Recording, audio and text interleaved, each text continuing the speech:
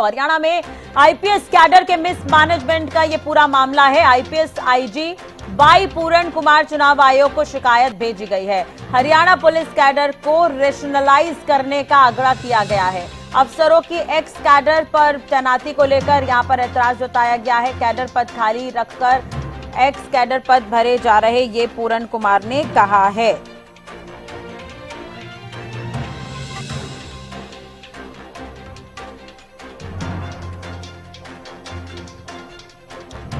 Haryana news के विशेष संवाददाता रवि कालीरमन हमारे साथ जुड़ गए हैं ज्यादा जानकारी के लिए। रवि, आपसे जानना चाहेंगे पूरा मामला क्या है और अब मिसमैनेजमेंट का ये पूरा मामला बताया जा रहा है, तो क्या कुछ मिसमैनेजमेंट था? चुनाव आयोग को शिकायत भेजी गई है, रेशनलाइज करने का आग्रह किया गया है, किस तरह से समझे इसे? बिल्कुल, देखिए हरियाणा में आईपीएस के मिसमैनेज कैडर का ये मामला सुर्खियों में है। एक्स कैडर के 50 पद जो है सृजित किए गए हैं। गृह मंत्रालय ने एक्स कैडर के 19 पद स्वीकृत किए हुए हैं।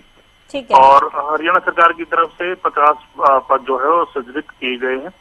आईपीएस आईजी वाई पूरण कुमार ने भारत चुनाव आयोग को शिकायत भेजी है, यानी कि इंडियन इलेक्शन कमीशन को ये शिकायत भेजी है। उनकी तरफ से कहा गया है कि आयोग ने हरियाणा पुलिस कैडर के रेशनलाइजेशन को आग्रह करने की भी बात उनकी तरफ से की गई है। उनकी तरफ से कहा गया है कि हरियाणा सरकार ने कैडर पद खाली छोड़कर आईपीएस अफसरों को एक्स कैडर पदों पर तैनात कर रखा है।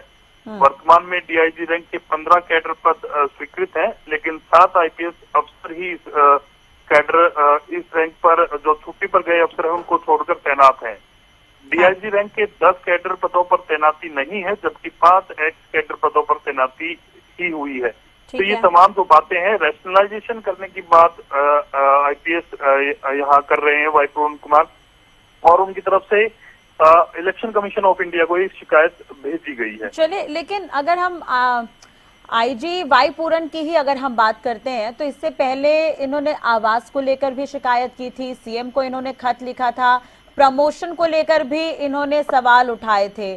तो ये क्या तमाम मुद्दों को लेकर ये खत लिखा गया है, या फिर पर्टिकुलर जो आईपीएस कैडर के मिसमैनेजमेंट को लेकर ही ये खत लिखा गया है या शिकायत की गई है? तो बिल्कुल, देखिए ये आईपीएस के मिसमैनेजमेंट कैडर का मामला है और उसी को लेकर ये जो पत्र है वो लिखा गया है, और जिसमें से उनकी तरफ से साफ इसमें लिखा गया है कि एक्स कैडर के 50 पद जो है वो सृजित किए गए हैं, जबकि केंद्र में यानी मान लीजिए केंद्रीय गृह मंत्रालय की तरफ से एक्स कैडर 19 पद स्वीकृत ही किए गए हैं। और उन तमाम पदों पर जो 50 पद सृजित किए गए हैं, उन तमाम पदों पर जो आईपीएस कैडर के जो अधिकारी हैं उनको नियुक्त किया जा रहा है। तो ये शिकायत उनकी तरफ से लिखी गई है।